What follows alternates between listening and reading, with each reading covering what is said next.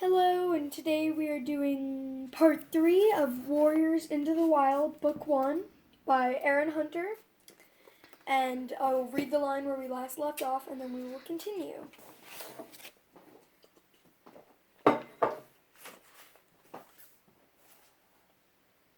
don't you find yourself an owner with a nice cozy house instead? Your life would be much easier, Rusty meowed. There are plenty of housefolk who'd take in a kitten like you. All you have to do is sit where they can see and look hungry for a couple of days. And they'd feed me pellets that look like rabbit droppings and soft slop, Graypaw interrupted. No way, I can't think of anything worse than being a kitty pet. They're nothing but two-legged toys, eating stuff that doesn't look like food, making dirt in a box of gravel, sticking their noses outside only when their two legs allow them. That's no life. Out here it's wild and it's free. We come and go as we please. He finished his speech with a proud spit, then meowed mischievously. Until you've tasted a fresh killed mouse, you haven't lived. Have you ever tasted mouse? No, Rusty admitted, a little defensively. Not yet. I guess you'll never understand, Graypaw sighed. You weren't born wild. It makes a big difference. You need to be born with warrior blood in your veins, or feel the wind in your whiskers. Kitties born in two-legged nests could never feel the same way. Rusty remembered the way he had felt in his dream. That's not true, he mewed indignantly. Graypaw did not reply. He suddenly stiffened mid-lick, one paw still raised, and sniffed the air. I can smell cats from my clan, he hissed. You should go. They won't be pleased to find you hunting in our territory. Rusty looked around, wondering how Graypaw knew any cat was approaching. He couldn't smell anything different on the leaf-scented breeze, but his fur stood on end of the note of urgency in Graypaw's voice. Quick! Hissed Graypaw again. Run! Rusty prepared to spring in the bushes, not knowing which way was safe to jump. He was too late. A voice meowed behind him, firm and menacing. What's going on here? Rusty turned to see a large gray she-cat strolling majestically out from the undergrowth. She was magnificent. White hair streaked her muzzle, and an ugly scar parted the fur across her shoulders, but her smooth gray coat shone like silver in the moonlight.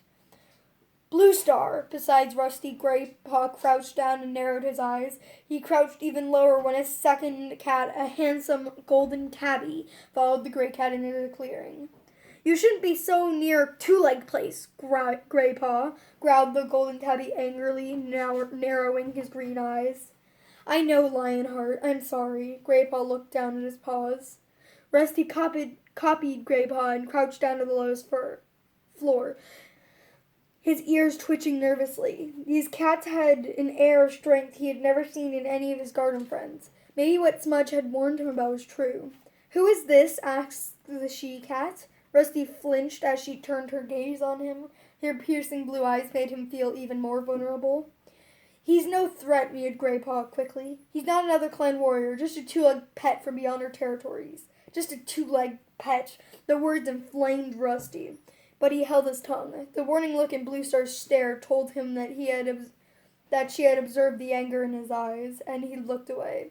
This is Blue Star. She's the leader of my clan, Graypaw hissed to Rusty under his breath.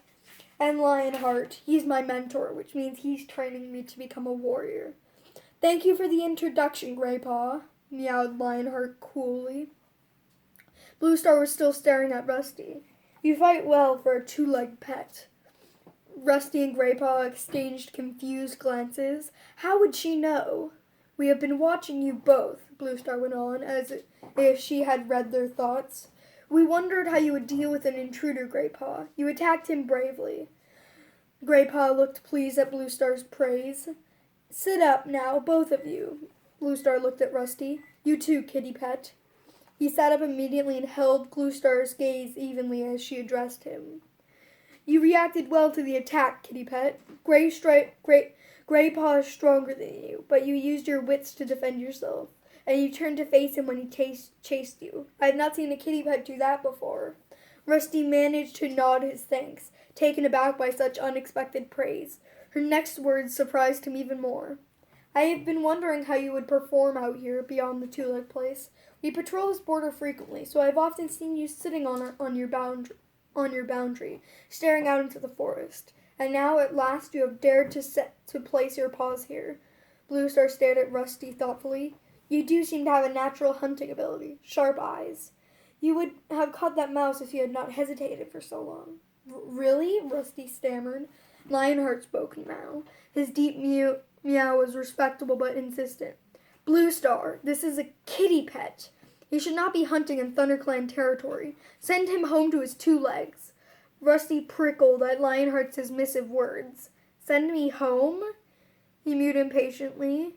His Bluestar's words had made him glow with pride. She had noticed him. She had been impressed by him. But I've only come here to hunt for a mouse or 2. I'm sure there's enough to go around. Bluestar had turned her head to acknowledge Lionheart's words. Now her gaze snapped back to Rusty, her blue eyes blazing with anger. There's never enough to go around, she spat. If you didn't live such a soft, overfed life, you would know that. Rusty was confused by Bluestar's sudden rage. But one glance at the horrified look on Graypaw's face was enough to tell him that he had spoken too freely. Lionheart stepped to his leader's side.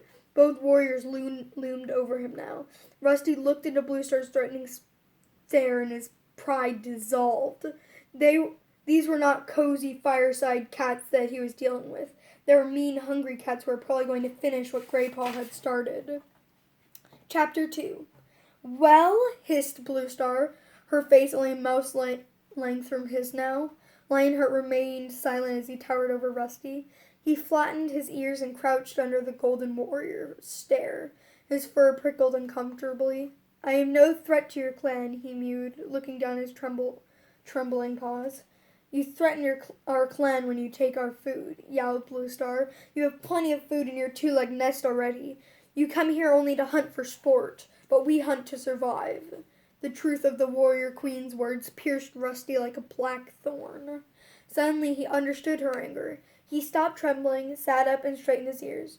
He raised his eyes to meet hers. I had not thought of it that way before. I am sorry, he meowed solemnly. I will not hunt here again. Bluestar let her hackles fall and signaled to Lionheart to step back. You are an unusual kitty pet, Rusty, she mewed. Graypaw's sign of relief made Rusty's ears twitch. He heard the approval in Bluestar's voice and had noticed she swapped a meaningful glance with Lionheart. The look made him curious. What flashed between the 2 warriors? Quietly he asked, Is survival here really so hard?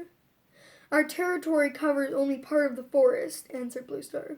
We compete with other clans for what we have, and this year, light new leaf means prey is scarce. Is your clan very big? Rusty meowed, his eyes wide. Big enough, replied Bluestar. Our territory can support us, but there is no prey left over.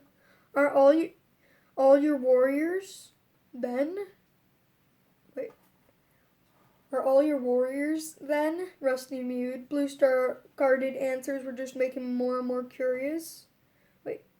Are you all warriors, then? Rusty mewed. Bluestar's guarded answers were just making him more and more curious. Lionheart answered him. Some are warriors, some are too young or too old or too busy caring for kits to hunt. And you all live and share prey together? Rusty murmured in awe, thinking a little guiltily of his own selfish life.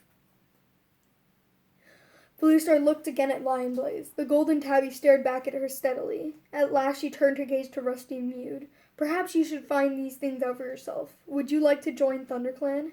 Rusty was so surprised he couldn't speak. Bluestar went on. If you did, you could train with Graypaw to become a clan warrior. But kitty pets can't be warriors, Graystripe blurted out. They don't have warrior blood.